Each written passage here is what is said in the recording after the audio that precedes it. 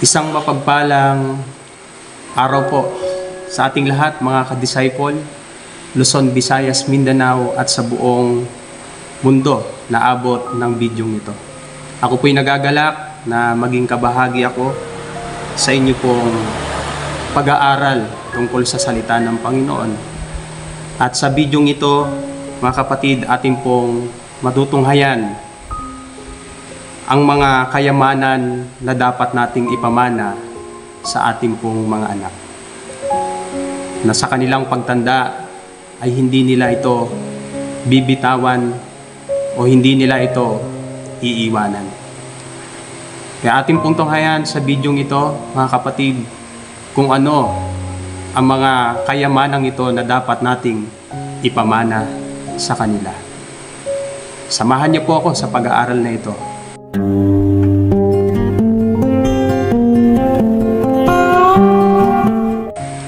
At ang ating pong talata ay makikita po sa Aklat ng Kawikaan, chapter 22, verse 6. Nang sabi diyan, turuan mo ang bata sa daan na dapat niyang lakaran, at pagka tumandaman siya ay hindi niya hihiwalayan.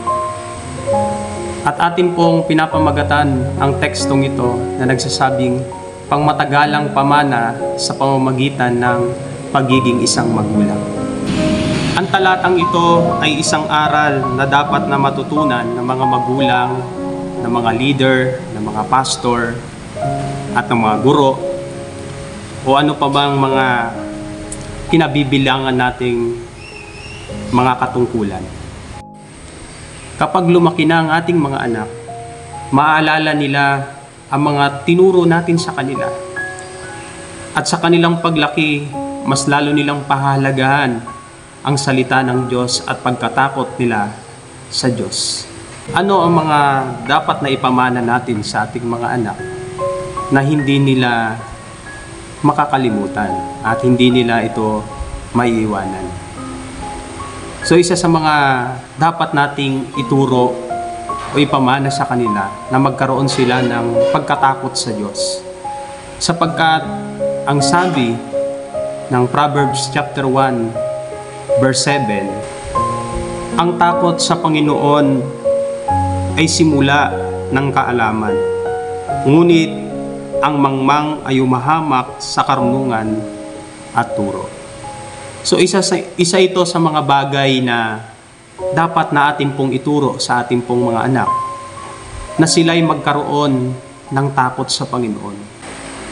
Bilang isang magulang, gusto pong iparating sa atin ni Haring Solomon na ang ating pong ituro sa ating pong mga anak yung mga bagay na hinding-hindi nila makakalimutan. Yung mga pamanang hindi nasisira, yung mga pamanang hindi naaagaw, sapagkat ito'y dadalhin nila hanggat sa kanilang pagtanda.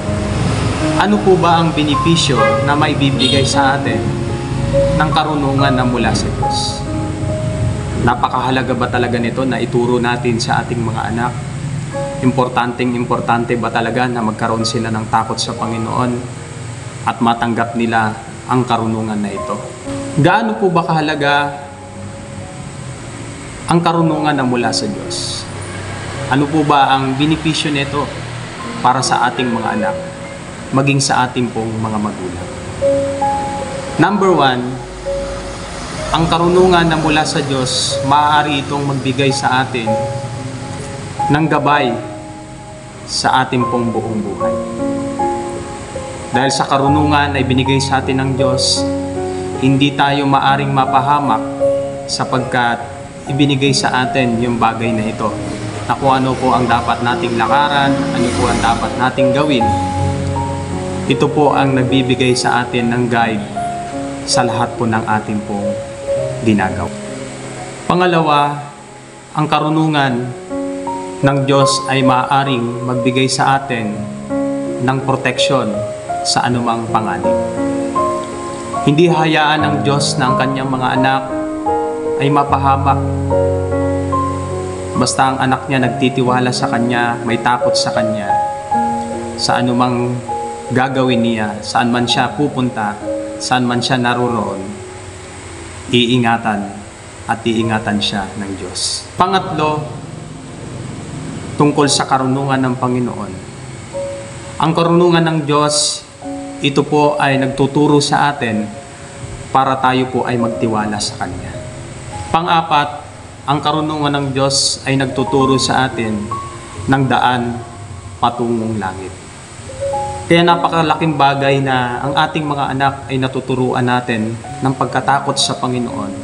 Natuturuan natin kung anong dapat na daan na kanilang lakaran, sapagkat ang daan na tinuturo natin sa kanila ay hindi para sa kanilang kapahamakan, kundi ang daan na ituturo natin sa mga anak natin ay yung daan na ikabubuti nila.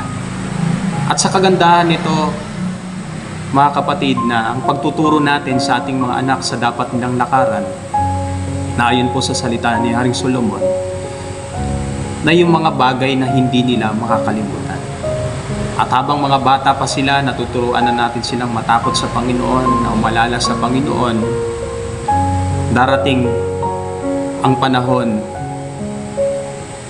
na magkakaroon sila ng interesado sa kaligtasan ng kanila pong buhay. At mismo, ang karunungan na ito, sabi ng Panginoon, na ito ay nagbibigay sa atin ng daan patungo sa langit. At isa pa rin bagay, mga kapatid, na atin pong dapat na malaman bilang isang mga magulang, mga leader, mga pastor, mga manggagawa, mga guro, na ang ating pong pagtuturo sa ating mga anak ay hindi lamang sa salita, kundi ang talagang konklusyon ng mensaheng ito sa pagtuturo sa ating pong mga anak na dapat nilang lakaran.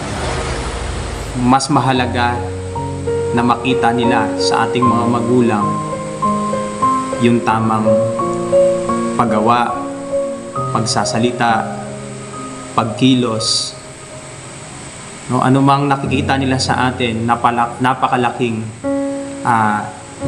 example nito.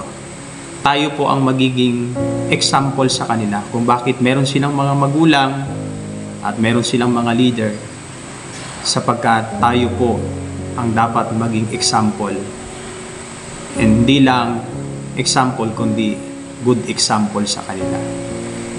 So, hindi na tayo mahihirapan na ituro sa kanila ang mga bagay na ito kung mismo nakikita na sa ating pong mga magulang. Ipakita natin sa kanila sa bahay, saan man tayo naroroon, sa pakikipag-usap, sa mga gawa natin, sa mga lakad natin, ipakita natin sa kanila. Hindi lamang sa mga gawa, hindi lamang sa mga salita, maging nakikita po dapat sa atin pong buong buhay. Bilang isang mga magulang, tayo po ang kanila po laging nakikita. Kaya sa araling ito po ang dapat na ipamana natin sa ating pong mga anak, yung mga bagay na hindi nila makakalimutan sa kanila. Marami pong salamat, mga ka-disciple, at muli, ito po ang inyong lingkod, Kuya Nel. Salamat po sa inyong pong pagsubaybay at sa inyong pong pagsuporta sa salita ng Panginoon.